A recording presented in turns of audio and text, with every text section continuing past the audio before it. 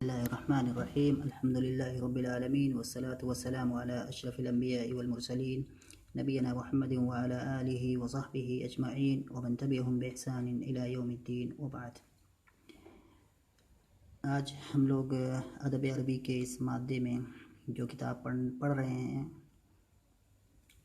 اس کا نام ہے القراءۃ الرشیدہ دوسرا جز، اور اس کتاب کے اندر ہم آج ایک نیا درس شروع کرنے جا رہے ہیں جس کا ٹائٹل ہے یا جس کا عنوان ہے النمر. اس کی پکچر نیچے بنی ہوئی ہے یا تصویر نیچے دکھ رہی ہے اس ویڈیو میں، جس کو ہم اردو میں کہتے ہیں چیتا، یعنی کہ النمر مانے چیتا جمع نمور. اس کے بعد جو ہے اس کے نیچے کچھ الفاظ میں کچھ کلمات لکھے ہوئے ہیں جو کہ صاحب کتاب ہیں، یعنی کہ اس کتاب کو جس نے لکھا ہے اس کی نظر میں کیا ہے یہ کلمات مشکل لگ سکتے ہیں پڑھنے والے کے لیے، تو انہوں نے ان کلمات کو کیا ہے الگ یہاں پر لکھا ہوا ہے، اور یہ ان کا کیا ہے طریقہ ہے اس میں. تو ان کلمات کو ہم اس کا معنی پہلے سمجھ لیں گے، اس کے بعد اس درس کا تھوڑا سا حصہ پڑھنے کی کوشش کریں گے، لیکن جتنا کہ ٹائم ہمیں اجازت دے گا. تو النمر یہ ٹائٹل ہے، جمع نمور، نمر کے معنی چیتا جمع نمور. اس کے بعد ہے یفترسو، افترسا یفترسو. اس کا مطلب جو ہے کئی معنی آتے ہیں اس میں. شکار کرنا، کہیں گے افترسا الاسد، یعنی کہ شیر نے شکار کیا. یہ ہے کہ گردن کو جو ہے کاٹ دیا، جو ہے یہ بھی معنی اس کا ہوتا ہے افترسا کا. تو افترسا یہ معنی ہو گیا. یہاں شکار کرنا کے بھی معنی لے سکتے ہیں، اس میں جو ہے اسی پر اتفاق کرتے ہیں، واضح ہوگا، یعنی کہ پھاڑ کھانا یا شکار کرنا یہ معنی ہو جائے گا. اور یہ باب افتعال سے آتا ہے، فعل مضارع ہے، واحد مذکر غائب کا صیغہ ہے. الزخم، زخم کے معنی ہوتا ہے بڑا، بھاری بھرکم، جمع زخام. اس کے بعد فریست، شکار، یعنی کہ جس کا شکار کیا جاتا ہے اس کو فریسہ کہتے ہیں، یعنی کہ جس جگہ ایک جانور دوسرے جانور کا شکار کرتا ہے تو وہ جانور جس کا شکار کیا جاتا ہے اس کو فریستن کہا جاتا ہے. تو یہاں پر فریستن کے معنی شکار ہو جائے گا. اس کے بعد ہے موطن، موطن کے معنی وطن یا جگہ. موطن جمع مواطن، اس کے معنی جگہ یا رہنے کی جگہ، یا جو بھی معنی ہم کہہ سکتے کریں، رہنے کی جگہ یا وطن، جو بھی معنی ہے واضح ہوگا. اس کے بعد ہے ارقت.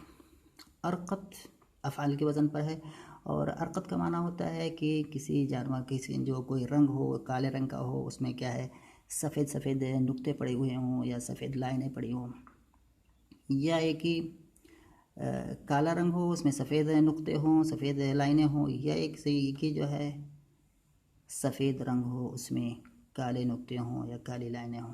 تو ارقت یہ اس کا معنی ہوتا ہے. اور اس کی جمع جو آتی ہے وہ آتی ہے رقتن، فعل کے وزن پر، کیونکہ جتنی بھی صفات ہیں جو کہ افعال کے وزن پر آتی ہیں تو ان کی جمع فعل کے وزن پر آتی ہے.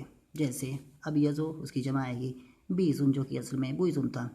ایسے ہی احمرو، اس کی جمع کیا ہے حمرن آئے گی. اور اس جمع میں فعل کی جو وزن پر یہ جمع آتی ہے یہ اس میں مؤنث ہے، یعنی کہ افعل جو مذکر ہے اور فعلہ جو کہ مؤنث ہے، دونوں کی جمع ایک ساتھ آتی ہے. تو جیسے احمرو حمراؤ، اس کی جمع آئے گی حمرن. اصفرو صفراؤ، اس کی جمع آئے گی صفرن. ازرقو زرقاؤ، اس کی جمع آئے گی زرقن. ایسے ہی ارقتو رقتاؤ، اس کی جمع، ان دونوں کی جمع آئے گی رقتن، فعل کے وزن پر. نیچے آتے ہیں، کچھ حصہ جو ہے اس درس کا پڑھتے ہیں. اس میں دیکھتے ہیں کیا کہہ رہے ہیں صاحب کتاب.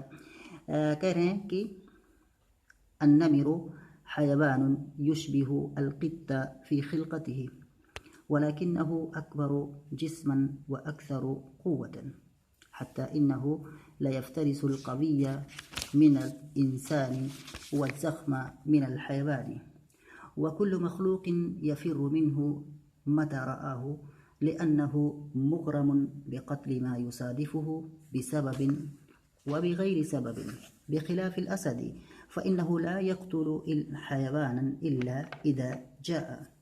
یہاں تک پڑھتے ہیں. یہ جو پورا جو پیراگراف میں نے پڑھا ہے اس میں دیکھتے ہیں کہ کوئی اور تو غریب کلمہ نہیں ہے. یہاں پر النمر معنی پہلے آ چکا ہے، حیوان معنی جانور، یشبہ اشبہ، یشبہ معنی ہوتا ہے مشابہ ہونا کسی چیز کے، القط معنی بلی، فی خلقتہ، خلقت معنی پیدائشی صفت یا پیدائشی جو آدمی کی جو پیدائشی اوصاف ہوتے ہیں اس کو خلقت کہتے ہیں. ولكنه أكبر جسما وأكثر قوة. واضح ہے. حتی انہو لیفترس، افترس یفترس مانے یہاں پر ہے شکار کرنا. حتی انہو لیفترس القویہ، قوی کے معنی ہوتا ہے طاقتور، جمع اقویاء. القویہ من الانسان والزخم من الحیوان. زخم کے معنی بھاری بھرکم، جمع زخام پہلے بھی آ چکا ہے.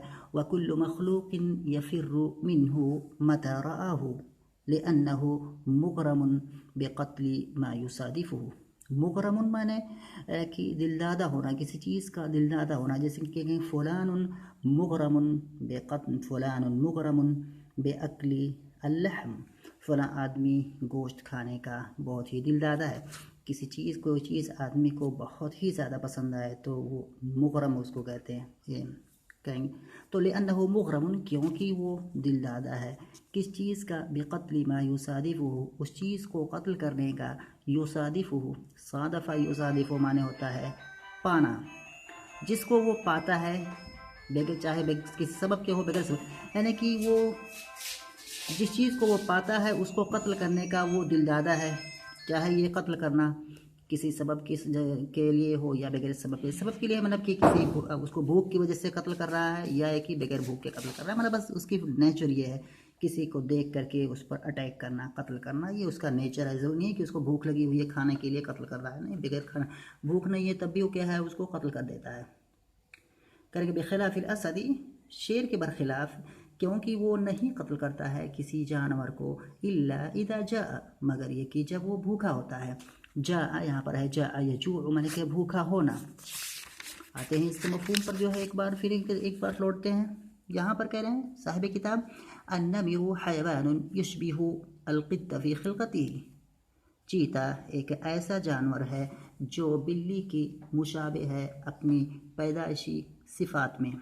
ولیکنہ اکبر جسما واکثر قوتا، لیکن وہ جسم کے اعتبار سے زیادہ بڑا ہے اور قوت کے اعتبار سے زیادہ بڑھا ہوا ہے. یعنی کہ بلی کے اندر، بلی کا جو جسم ہوتا ہے اس کے، بلی کے جسم سے اس کا جسم بھاری ہوتا ہے، اور بلی کے اندر یا بلی کے اندر جو قوت اور طاقت ہوتی ہے، اس طاقت اور قوت، اس سے کہیں زیادہ طاقت کیا ہے اس نمر کے اندر پائی جاتی ہے. کہہ رہے ہیں کہ حتی انہ لیفترس القویہ، یہاں تک کہ وہ شکار کرتا ہے القویہ من الانسان، انسانوں میں سے طاقتور انسان کو، والزخم من الحیوان، اور جانوروں میں سے بڑے بڑے جانوروں کو، بڑے بڑے جانوروں کا. وکل مخلوق یفر منہ، اور ہر مخلوق اس سے بھاگتی ہے، متى رآہ، جس وقت اس کو کیا ہے وہ دیکھتی ہے.